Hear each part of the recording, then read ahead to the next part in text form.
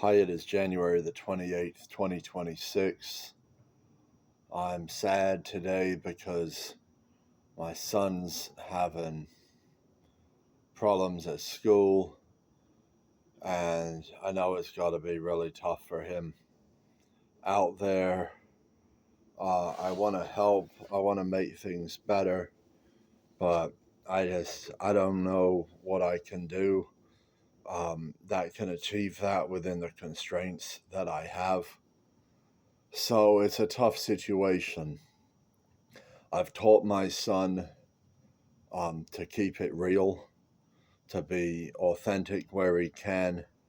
Um, and that's something that doesn't tend to make you a popular person in this world. A lot of people don't want to hear about your suffering because it's inconvenient. It points out an inconvenient truth that they don't want to acknowledge.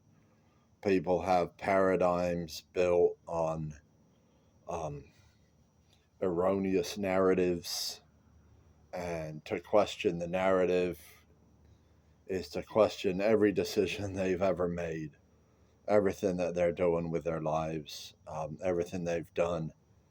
And those are big pills to swallow. People haven't been willing to swallow them. So, reality is here. um, Most people don't realize this, but the US dollar has been rapidly losing value, priced not only against precious metals, which some people are aware of, but also foreign currencies. The DXY is an index that tracks the US dollar against foreign currencies. It's under a lot of pressure right now while gold rises. And in truth, the US hasn't done much to ingratiate itself to the many other countries in this world. Hasn't done it now with Trump. It didn't do it with Biden. Um, the US is not a friendly country to most places. Um, you want to know specifics? We can talk about Russia and the freezing of the assets that happened. Um, we could talk about all the tariffs, especially with China, but really around the world. We could talk about the threats to Greenland, which has isolated us from the EU. Um, we could talk about the domestic population, although I don't know how many, if any, domestic parties have yet figured out they need to hold real value rather than extending additional credit to uh, the powers that be. But even if no one's paying attention, what's happening is still happening. Gold is 5,500. It was 5,000 for the first time just a few days ago. So this is happening fast, and I expect this to happen fast because there's more to what's happening than just the dollar and just the metals. The financial system was already under strain. This is why the Fed has had to start buying short term paper. Um, this is why the repo facility needed to be accessed. And this is despite a lot that's been done in accounting and in market manipulation to make things look better than they are. Um, You want an example of that? I'm talking about, for example, how these debt instruments were marked down, were marked to their par value despite having a fair market value less than that, and were being booked at their par value. That's a fiction. You could call it a lie, but it's a legal lie. It's the law condoning dishonesty. So that was already the situation.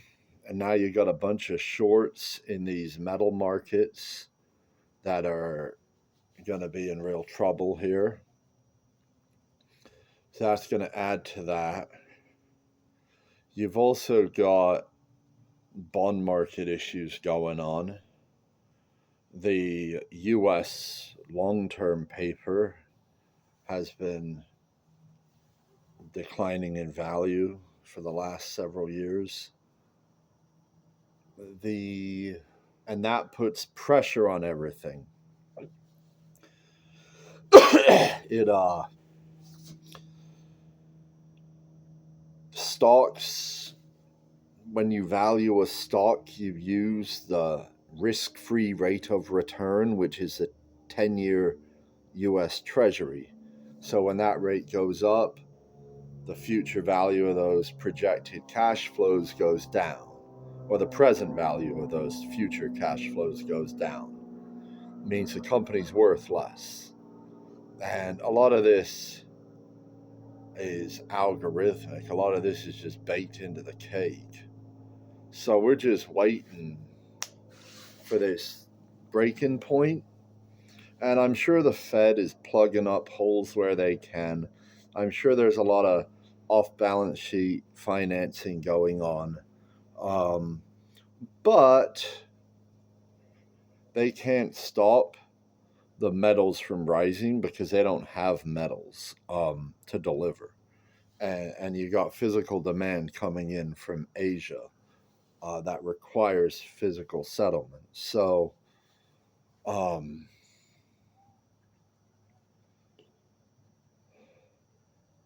when the metals seem to be causing the dollar to weaken, the dollar, when it weakens, has driven metals before, but it seems like the metals are driving the dollar now because the metals were strengthening before the dollar started weakening. Of course, also political things going on are weakening the dollar. But whatever the case, the dollar is weakening against the yen. And when the dollar weakens against the yen, people who borrowed yen because Japanese interest rates were low and then converted them to dollars to buy speculative investments, well, now they get nervous because they got to pay back those yen, which are now more expensive. And Japanese bond rates are going up too. So the house of cards is on the verge of collapse. I talked about a debt reset. I was talking about emotional and financial debts. I was talking about paper, but truth is, the people who are short COMEX contracts, uh, they aren't going to have the metal to deliver. So there's going to need to be a default. Now they can legally settle for cash anyway. So there's already a legal mechanism for that default as far as defaulting into cash. Once that's accomplished, my cash default kind of includes that now, right? So maybe that problem solved. But this is happening real fast. We could wake up tomorrow with $400 silver, you know, um, with $25,000 gold. Um, because once a panic starts, there's no metal. Because no one's selling metal into that currency crisis unless you have to, to try to bid up some other asset priced in dollars that you need, like food or oil, or if you're, if you happen to be a stacker and a manufacturer or whatever, um, to run your operations. So, I mean, inflation's going to spread throughout other commodities. And everyone's just oblivious. Everyone's just Netflix and chilling. Maybe they're just trying to fucking forget about their awful day with that awful kid who called the other kid a jerk and then try to hurt himself, because you were talking to him about it. So maybe that's what's going on.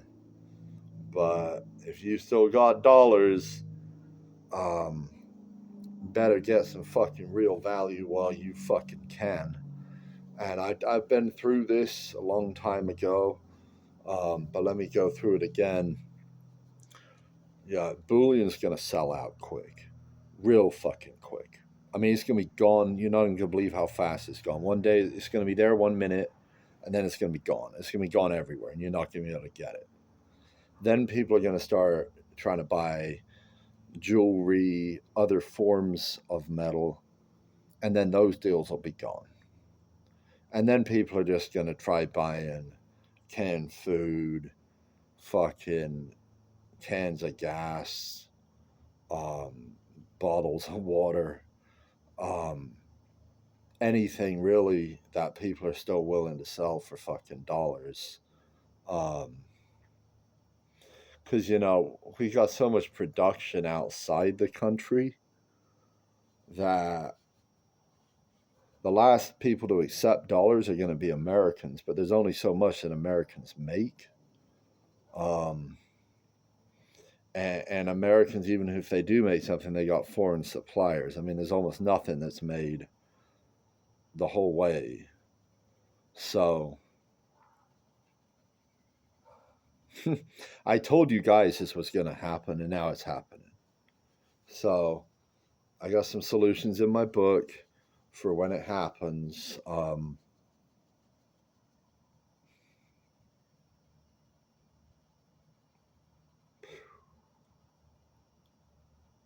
What else? It just seems like no one understands the gravity of what's going on.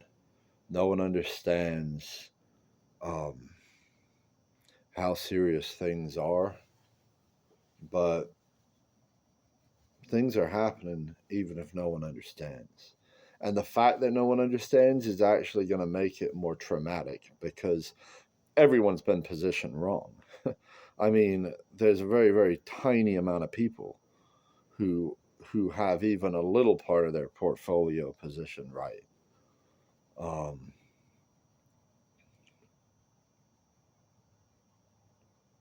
so it's gonna be interesting. The moment of clarity, seeing people wake up, and it's gonna be like a deer in the headlights. Um, but a deer's got instincts, and there's gonna be people who are gonna jump out of the way. Um, there's gonna be people who freeze and get run over. Um, what does jumping out of the way mean? Um, it means humbling yourself, first of all, um, offering yourself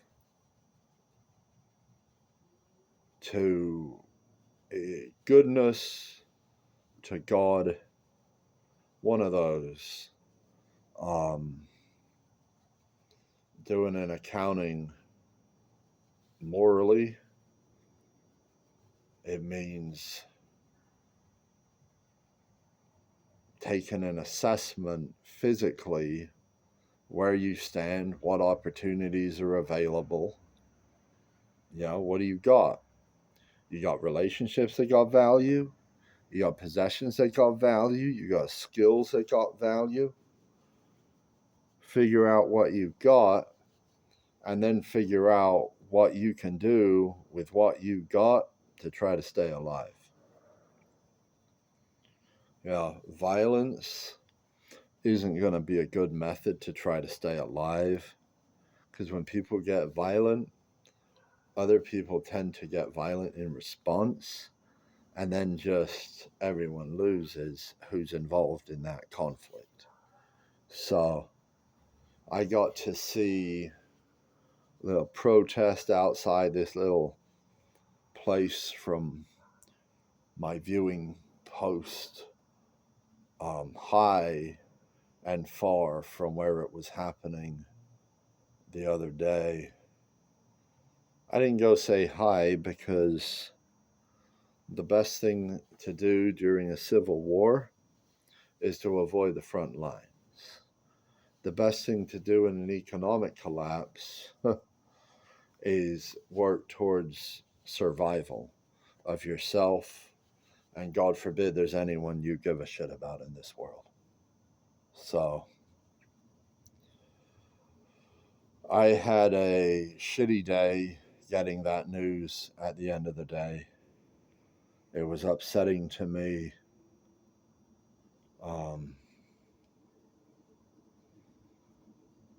This collapse is going to be upsetting to a lot of people. The thing to do when you get upsetting news is to think about what you can do about it. And sometimes there's something you can do, and sometimes there's not much you can do. And it's acceptance. You have to accept that there's things you can't change right now.